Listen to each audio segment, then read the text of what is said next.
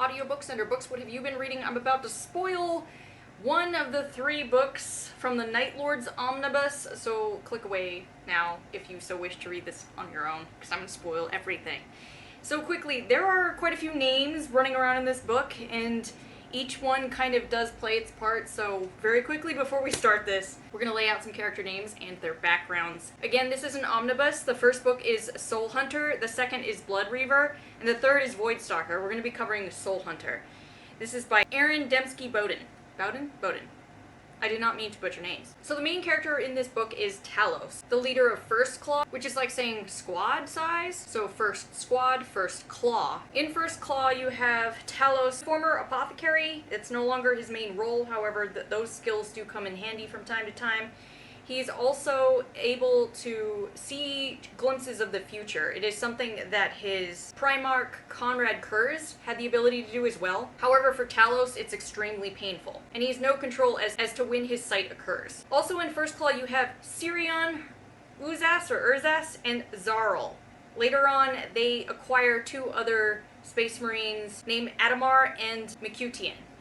Adamar dies in this first book. Zarl and Urzas are a bit hot-headed. They're kind of the tanks of the squad, and of the 2, Urzas is an issue because he's constantly getting people into trouble. Talos is constantly bailing him out. He is very much blood for the blood god already. Out of all of them who are afflicted with various ailments or gifts from the various chaos gods, Urzas is an issue, but he's also the comedic relief.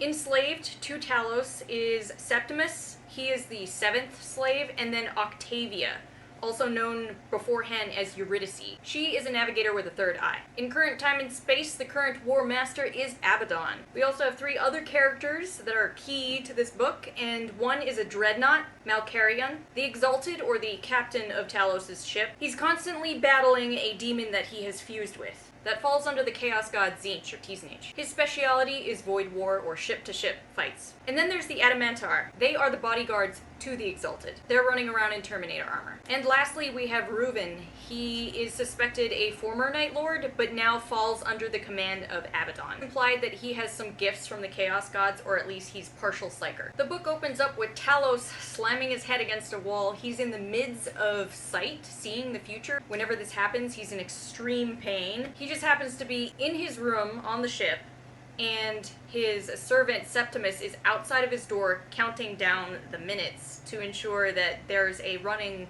log of how long he's been afflicted, and each time Septimus notes that they're getting longer and longer, these sights, these visions. Talos just happens to be still stuck in his war plate, so if anybody wants to know potentially what he's seeing and having visions of, all they have to do is tap into the Vox, and he's literally screaming it across all the Vox. A couple of his battle brothers come by, they listen at the door, and then they walk off. Eventually he emerges, and from his visions they go to this chunk of broken planet, which just so happened to once be a chunk of their homeworld, Nostromo. On that chunk of world, they acquire Eurydice. Eurydice is the female navigator. Later becomes Octavia. Around this time, it's also hinted that this particular ship, or the Night Lords overall, are really desperate for material, for people. They are down to, I think, about 40 Space Marines on this particular ship, and they're slowly running out of material in general, so they also, while they pick up Eurydice, they also pick up a bunch of servitors, so they're happy about that. Shortly after, Abaddon says, "Hey, I'm gonna have a fight. Come over here and fight with me." The Exalted wants to get on Abaddon's good side, so he agrees. When they rendezvous with Abaddon, the Exalted quite quickly says, "Alright, I've got to show off for the War Master, let's do this." It's implied that the predominant way that the Night Lords attack is they will go close to a lead ship or a head ship or any kind of big ship that needs to be taken out. They will send drop pods into that ship, quickly run off to a safe distance. The Space Marines in the drop pods will go and destroy key elements within the enemy ship. The mothership will come back in, fire on other key elements on the enemy ship, and retrieve their people, and essentially crippling the enemy ship and then doing away with it. Honestly, I think this does get Abaddon's attention, and shortly after Abaddon requests to see Talos in person, they meet on a particular planet that they have just taken, and Abaddon asks, "What have you seen, Talos? What of the impending fight that I'm about to embark on?" Because apparently Abaddon's other Psykers are not having any luck seeing any outcome of the battle that he wishes to embark on in the future, and Talos admittedly hasn't seen anything. However, Talos kind of really doesn't like Abaddon. He just kind of gives it back to him, and I've seen stuff in my visions, but nothing that's going to help you. Initially, he's very sternly polite with Abaddon, but then this quickly pisses Abaddon off. Abaddon fires 2 non-destructive rounds into Talos' chest, which happen to be tainted by warp elements.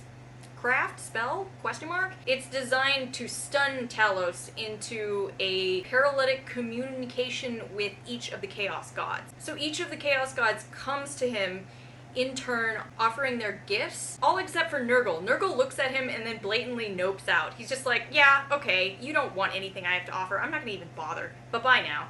Everybody else, though, tries to win Talos over, and Talos, each one in turn, says, no, I don't want anything to do with you. He wakes up apparently earlier than he's supposed to. Septimus, Octavia, and the ship that he came in on to the planet has been overrun and potentially destroyed, and his 2 serfs killed. Talos is very pissed about this. The rest of the Night Lords that came with him to this meeting have been sent back to their flagship.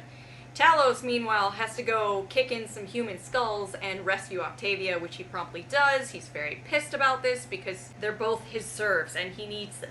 Around this time is when you are introduced to Reuven. Reuven apparently probably touched or tainted the bullets that hit Talos, and Reuven is very annoyed that Talos didn't pick a god as his Lord and Savior. I read the book first, and then I went and got the audiobook for this specific book. And when I read the book, I read Reuven as more of a salesman. Very suave, very, I know what I'm doing. He has a mask on. And his interactions with Abaddon and other characters were very much like that until kind of the very end where his mask breaks. That was how I thought of him, but not groveling. In the audiobook, they make him out to be this groveling slug. I prefer the way my brain introduced him into my head when I first read the story. So that's my only beef with the audiobook version of this book. I am very curious if anybody else has had this kind of conflict. I first read a book and then switched over to an audiobook. There was a totally different character that you were being presented with. Moving along, after this encounter with Abaddon, Abaddon does not like the Night Lords. And during the campaigns to follow, he basically pits them up against everything that will intentionally, potentially destroy or undermine the Night Lords. So the Night Lords' tactics are fear. That's what they excel at. So Abaddon puts them up against Skitarii, metal-themed things that aren't human or things that can't be scared. At one point, I think he even throws a squad up against a dreadnought or a titan. I don't remember entirely, but they go up against this very large, towering thing that the squad, which happens to be 7th Claw, is like, why are we doing this? This is really stupid. 7th Claw goes in, they end up with only 2 people, and 1st Claw hears this over the Vox and decides to go in and bail them out. After several of these fights, Talos brings this up to the Exalted and says, what are we doing? Because we're not being utilized properly, and our numbers are dwindling. This is all pointless, and you, sir, are crazy. Obviously, the Exalted doesn't like this. Meanwhile, the whole time, the Exalted is slowly losing the fight with the demon that he shares his body with. And come to find out, Syrian from 1st Claw, his abilities allow him to actually hear the mental fight in the Exalted, and this scares the crap out of Syrian, but he doesn't express that easily. And at one point, he does have a heart-to-heart with Zarl. These 2 don't really get along. So all throughout this book, there's a lot of love-hate and a lot of masks being worn by these characters. These characters trust each other with their lives, especially the ones within the Claws. However, at the same time, they have these moments where they just hate each other's guts. Approximately around this time, Eurydice decides to literally become Octavia and accept that, well, this is my life, I need to accept it. And after Talos rescues her ass, she basically begins to trust them. Upon this, they remove her shackle covering her 3rd eye. She gets a surgery, and when she wakes up, a Space Marine there, a Night Lord, who passes her a coin.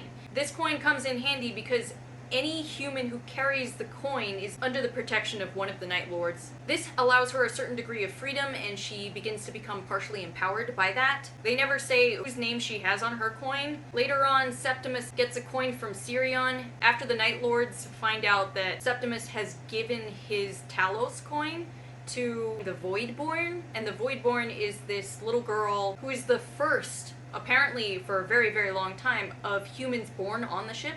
The Voidborn is kind of like their lucky charm. Everyone is enamored with the Voidborn, except for the Night Lords. However, the Night Lords are curious about the Voidborn.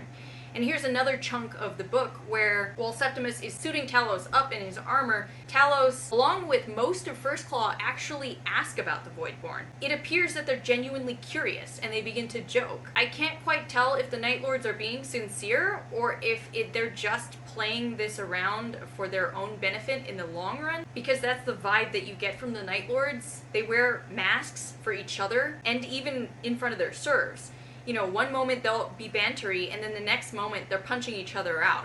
It's very strange. I feel like I never got comfortable with some of the characters because they could Jekyll and Hyde in a moment. Even so, Talos is vested in Septimus, mostly because Septimus is Talos' weapons artificer, and also some of the other Night Lords just don't have any serfs at all, so Septimus is oftentimes lent out to some of the other people in First Claw for weapons and armor purposes, as well as the entirety of First Claw rely relentlessly on Septimus for flying their Thunderhawk. Septimus is always in position of pilot, always bailing them out. Anytime any flying is involved, Septimus is the one in the cockpit seat. After trolling around space with Abaddon, being misused chronically, Talos decides we need new leadership. The Exalted is not leading us well. This sucks. I'm going to go wake up our former leader, Malkarian the Dreadnought. In the past, this Dreadnought has tried to be woken up 5 times before and failed.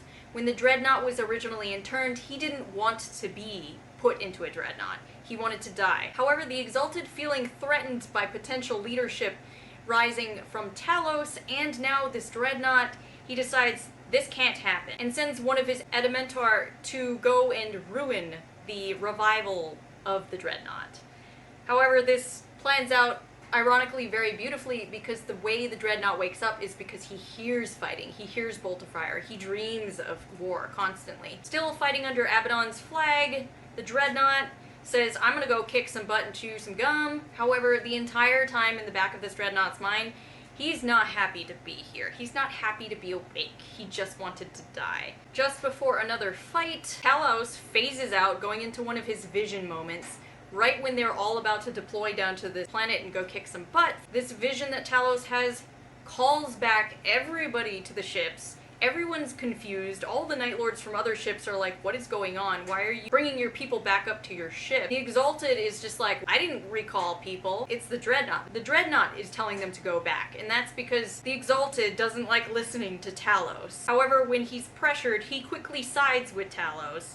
And it's just like, no, Talos is my seer. I will back him up. He has a sudden random change of heart.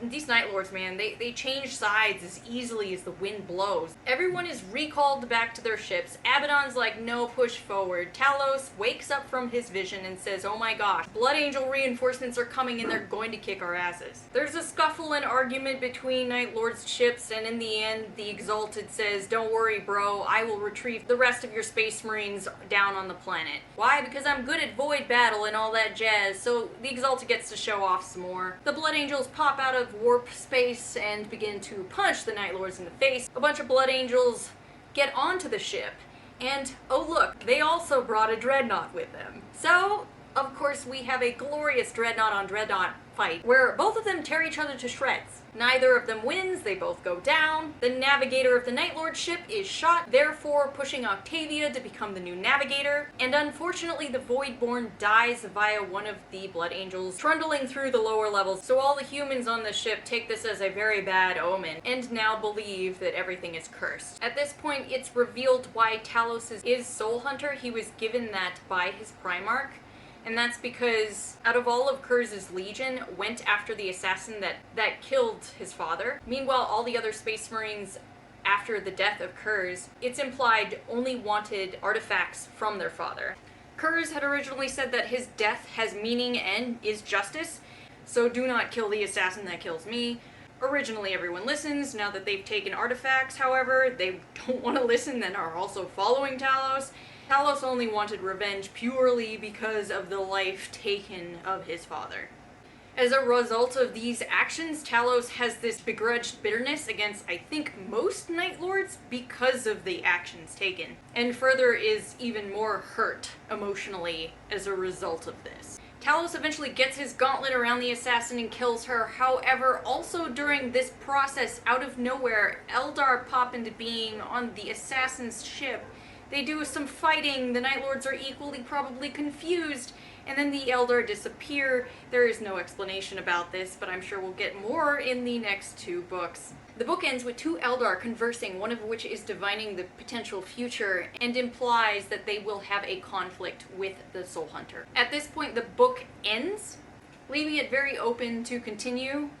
The vibe of this book is very much setting up strong characters, and then I feel propelling them forward into the next 2 books. Again, my only issue with the audio version of this book is the way Reuven is portrayed. I much prefer him the way my brain portrayed him when I first read the physical book, and I'm curious as to how much of you have had this kind of experience with other books where the physical book did not seem to translate very well over into the audiobook version, where you thought a character was one way and then they turned out to be totally different. In this case, if Reuven is trundling around with Abaddon, I feel like you've gotta have a pretty decent backbone and a pretty decent mask around Abaddon, because I feel Abaddon would not suffer lackeys. He wouldn't want a bunch of soft-spined characters or leadership around him, because Abaddon's presence is extremely warp-touched and extremely empowered in his own leadership.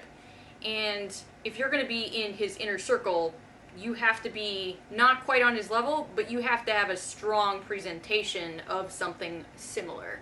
Otherwise, he'll just step on you, I feel. Which is why I always interpreted Reuven as being a little bit more conniving and vicious than the way he's being depicted through voice in the audiobook. I'm very much looking forward to the next 2 books, and I hope that you all have a wonderful day, morning, evening, noon, whatever time of day it is for you. For here, it is mid-evening, and I hope you all get your noses into a book at some point and have a wonderful day. Bye for now.